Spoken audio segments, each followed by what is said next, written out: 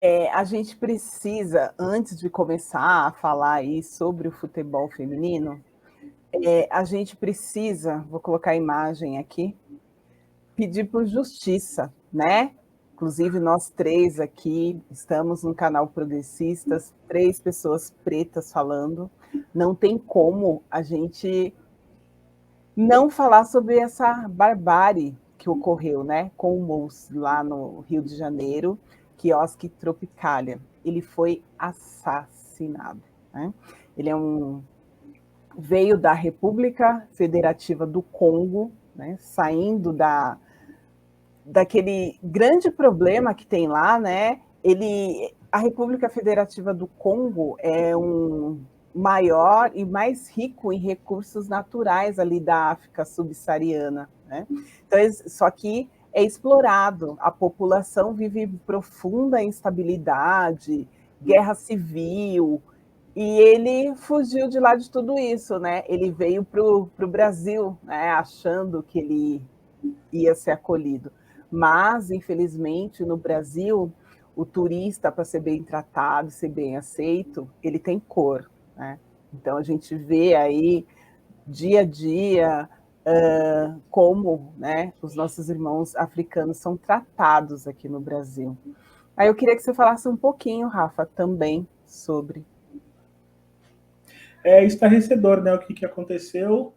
É estarrecedor a maneira como as pessoas agem. Uma coisa que me irrita muito é quando você fala, né, denuncia essa questão, que é uma questão racial também, além de uma questão xenófoba, né, a gente pode esquecer disso. As pessoas falarem que isso não tem nada a ver com racismo, ou pior, eu falei esses dias, o Brasil é um dos principais, um dos países mais racistas do mundo. É fato isso, e é muito mais grave ainda quando se trata de um país que nega a sua responsabilidade nesse sistema que é racista. E as pessoas sempre vêm falar, não, mas em tal lugar é mais, como se isso fosse uma vantagem. Assim, me deixa mais esclarecido ainda opiniões como essa.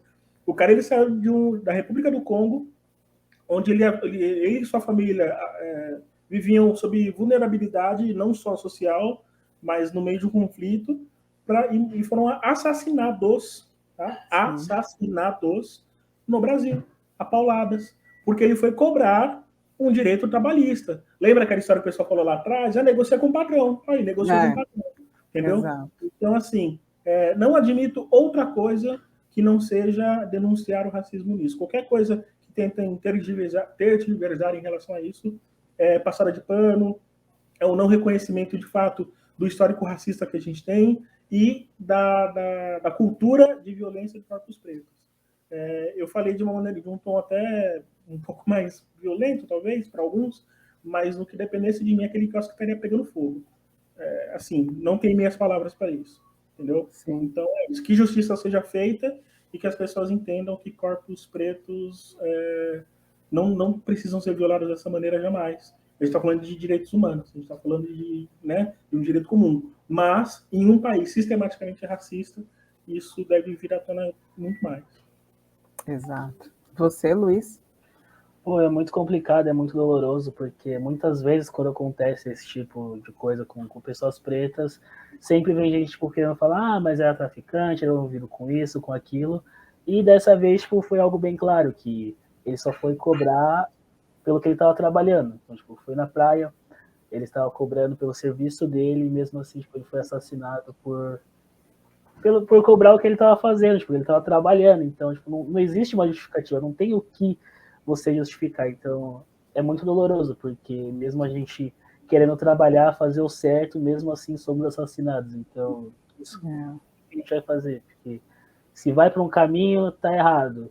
Se vai para o caminho certo, morre. Então, é uma coisa tipo, muito dolorosa. Esses dias, acho que também passou na minha timeline ele levando pauladas. Então, é algo que tirou meu sono na última noite e é muito doloroso o que aconteceu no Rio de Janeiro. Sim. Não podemos nos calar, né? Desculpa, se me permite só mais um detalhe sobre isso que ele falou, da questão da divulgação desses vídeos, né?